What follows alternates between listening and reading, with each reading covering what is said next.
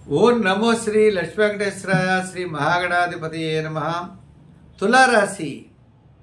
ఈ తులారాశి వారికి అంటే మనం జనవరి 14 టు జనవరి 20 గ్రహాల యొక్క పరిస్థితులను అనుసరించి మనం ఈ తులారాశి గురించి తెలుసుకుందాం. ముందుగా మీకు సంక్రాంతి భోగి శుభాకాంక్షలు తెలియజేస్తూ తులారాశి వారికి అత్యద్భుతమైనటువంటి కాలం నడుస్తుంది. ఎంచేదంటే ద్వితీయంలో శుక్రుడు, సప్తమంలో గురుడు, షష్టంలో రాహు, ఈ ముగ్గురు కూడా విశేషంగా యోగిస్తారు.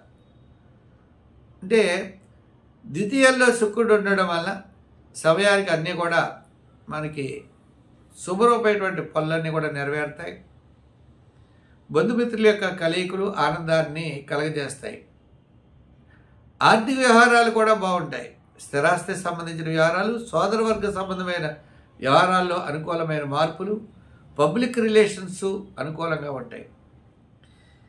ఎంతటి ఒక సమస్య వస్తుందో ఆ సమస్యను ఇట్టే పరిష్కరించేటువంటి అభివృద్ధి షష్ఠ రాహు వల్ల కలుగుతూ ఉంటుంది. శత్రు బాధలు కూడా తగ్గుతాయి. ఈ వారం మనం చంద్రుడి విషయానికి వస్తే పంచమ, షష్ఠ, సప్తమ స్థానాల్లో చంద్ర సంచారం. వార ప్రారంభంలో సామాన్యంగా ఉన్న క్రమేపీ విశేషమైనటువంటి ఫలితాలు ఉంటాయి. వార ప్రారంభం మధ్యలో కార్యజయం, ఆర్థిక లాభం, వారాంతం శుభరూపమైన పుణ్యరూపమైనటువంటి కార్యక్రమాల్లో పాల్గొనడం జరుగుతుంది. అంటే ఈ రాశి వారికి విశేషమైనటువంటి యోగాలన్నీ కూడా తులారాశి వారికి ఉన్నాయి.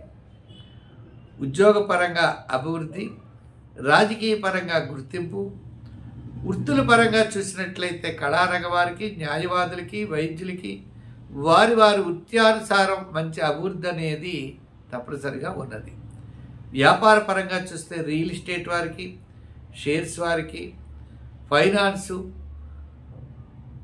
అలాగే జనరల్, కిరాణా, మెడికల్, కమిషన్ సంబంధమైన వ్యాపారాదులకి చాలా యోగవంతంగా ఉన్నది.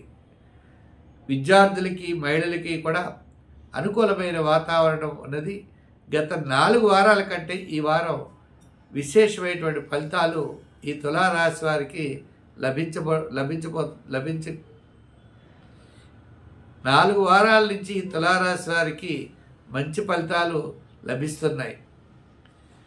మరి ఇంకా అభివృద్ధి కావాలంటే ఈ రాశి వారు ఆరాధించవలసిన దైవం సూర్య ఆరాధన.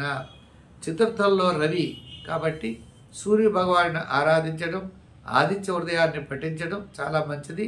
దానాల్లో గోధుమలు దానం చేయండి. సంఖ్యల్లో ఈ తులారాశి వారు 6వ నెంబర్ వాడండి. రంగుల్లో ఎక్కువగా తెలుపు వాడండి.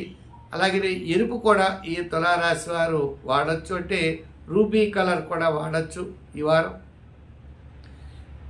మరి ఈ రాశి వారు ఇంకా అనుకూలంగా ఉండాలి అంటే కూడా ఈ యొక్క సూర్య భగవానుడి యొక్క శ్లోకాన్ని, అంటే నవగ్రహాల్లో సూర్య శ్లోకాన్ని ఎక్కువ పఠించండి.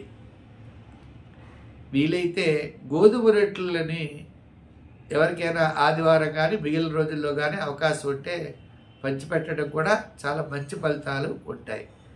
స్వస్తి.